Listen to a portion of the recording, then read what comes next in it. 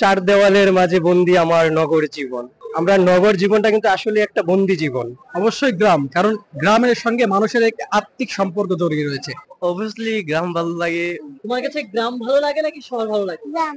গ্রাম ভালো লাগে। কেন গ্রাম ভালো লাগে? ভালো। একদিকে অত্যাধুনিক সব সুযোগ সুবিধার সমন্বয়ে গড়ে ওঠা ইট পাথরের শহর, অন্যদিকে প্রাকৃতিক সৌন্দর্য আর মলিন আবহাওয়ার সমন্বয়ে গড়ে ওঠা গ্রাম। কাকে ভালোবাসার আবাসস্থল হিসেবে দেখতে চান এখানকার ঘরমুখী মানুষ, তাদের কাছ থেকেই জানতে চাইব সেই অনুভূতি। সে পর্যন্ত আমাদের সাথে থাকুন। চার দেওয়ালের মাঝে বন্দি আমার নগর জীবন। আমরা নগর জীবনটা কিন্তু আসলে একটা বন্দি জীবন।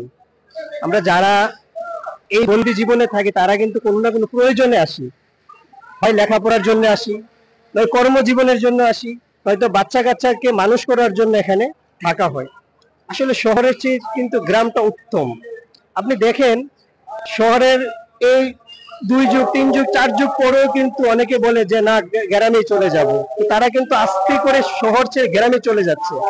গ্রাম যে একটা পরিবেশ, যে একটা প্রাকৃতিক নিঃশ্বাস নেওয়া যায়, সেটা কিন্তু আপনি চার দেওয়ালের ভিতরে শহরে সেটা আপনি পাচ্ছেন না। এটা পসিবল, কারণ শহরে প্রয়োজনের জন্য শহরে থাকা হয়। গ্রাম কিন্তু উন্মুক্ত, প্রাকৃতিক হাওয়া পাচ্ছেন, গ্রামের যে সুস্বাদু ফলগুলো আপনি পাবেন এটা শহরে পাচ্ছেন না। শহরে প্রিজারভেটিভ ছাড়া কোনো খাবারই নেই। আমি সর্বোপরি বলবো যে শহর চেয়ে গ্রাম উত্তম, গ্রামের মানে কোনো তুলনাই হয় না। নারীর টানে চলে যাচ্ছি, দেখেন আজকে 13 বছর শহরে থাকি, কিন্তু যখনই ঈদ সিজনটা আসে তখন সবকিছু ছেড়ে কিন্তু আমরা গ্রামে চলে যাই। কার জন্য যাই? গ্রামের মায়া ভালোবাসা, কারণ যেখানে আমি বেড়ে উঠেছি, আমার জন্ম, সেখানের যে একটা ভালোবাসা, সেই ভালোবাসা কিন্তু আপনি শহরে শত কোটি টাকা দিলে আপনি সেটা কিন্তু আমরা কিন্তু পাবো না, সেই স্বাদটা নিতে পারবো না। অবশ্যই গ্রাম, কারণ গ্রামের সঙ্গে মানুষের এক আত্মিক সম্পর্ক জড়িয়ে রয়েছে। বিশেষ করে গ্রামের যে মা ও মাটি, এটার সঙ্গে কিন্তু মানুষের এই আত্মার সম্পর্ক। আপনি দেখেন যে ঢাকা শহরে বিস্তৃত খেলার মাঠ নেই, বিস্তৃত এই যে প্রাকৃতিক সৌন্দর্য সেটা কিন্তু তেমন নেই। কিন্তু গ্রামে যদি আপনি যান, ধানের গন্ধ এবং প্রাকৃতিক বিস্তৃতি, ধানের গন্ধ এবং বিস্তৃত যে মাঠ, খেলার মাঠ এবং প্রাকৃতিক যে সৌন্দর্য, সেটা কিন্তু আপনাকে টানে। আপনি দেখেন যে ঈদ আসলে কিন্তু আপনার মনটা আনচান আনচার করে যে কখন গ্রামে যাবো, গ্রামে যেতে পারবো কিনা। এই যে মানুষের এবং আর্থিক সম্পর্ক, হৃদয়ের যে টান, সেটা কিন্তু গ্রামে পাওয়া যায়। আপনি দেখেন অনেকেই কিন্তু ঢাকা শহরে অনেকদিন থাকতে থাকতে তাদের মরিচিকা, মনের যে আর্থিক সম্পর্ক মা এবং মাটির প্রতি যে টান, সেটা কিন্তু অনেক একসাথে কমে যায়।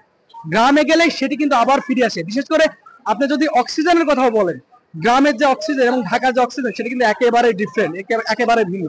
গ্রামে আপনি যাবেন যে খোলা হাওয়া, খোলা বাতাস, এই যে সম্পর্ক এবং মায়ের যে টান, নারীর প্রতি যে টান, এই টান কিন্তু আপনাকে একেবারে আপনার যে হৃদয়ের যে ভাবাবেগ, হৃদয়ের যে ভালোবাসা, সেটাকে আপনাকে টেনে নিয়ে যাবে।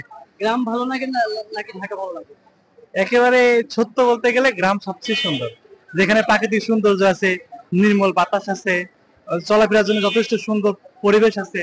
ঢাকা শুধুমাত্র কর্মের জন্য, প্লাস আপনার এক কথায় বলতে গেলে জীবন জীবিকা নির্বাহের জন্য।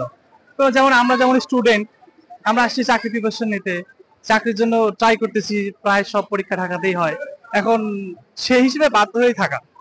তবে ইচ্ছা যদি কখনো ভালো কিছু হয়, ঢাকার বাইরে সেট হওয়ার বলতে গ্রামে সেট হওয়ার বেশি ইচ্ছা আছে আর কি।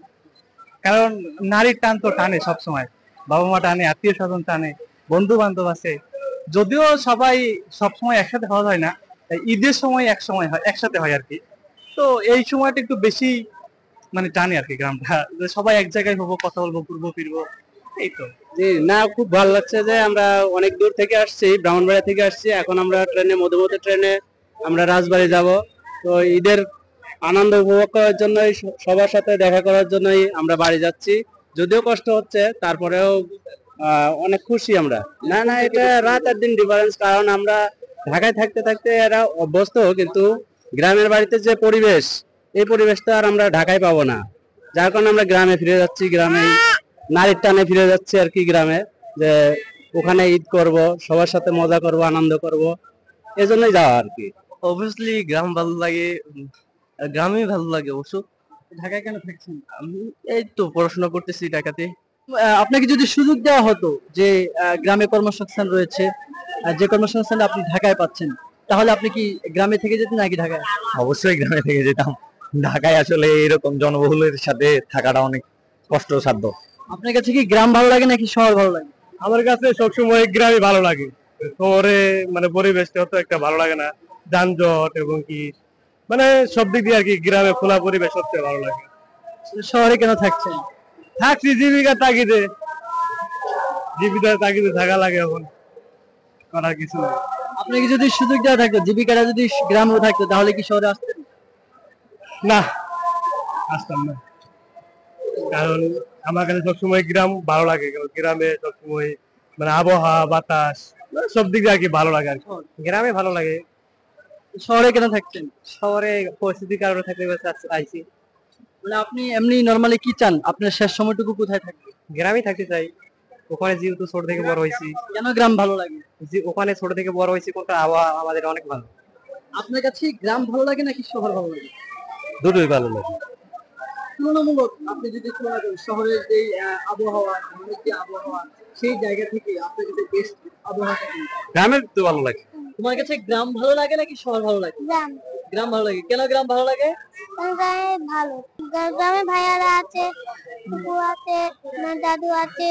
সবার সাথে আনন্দ করা যায়, তাই তো?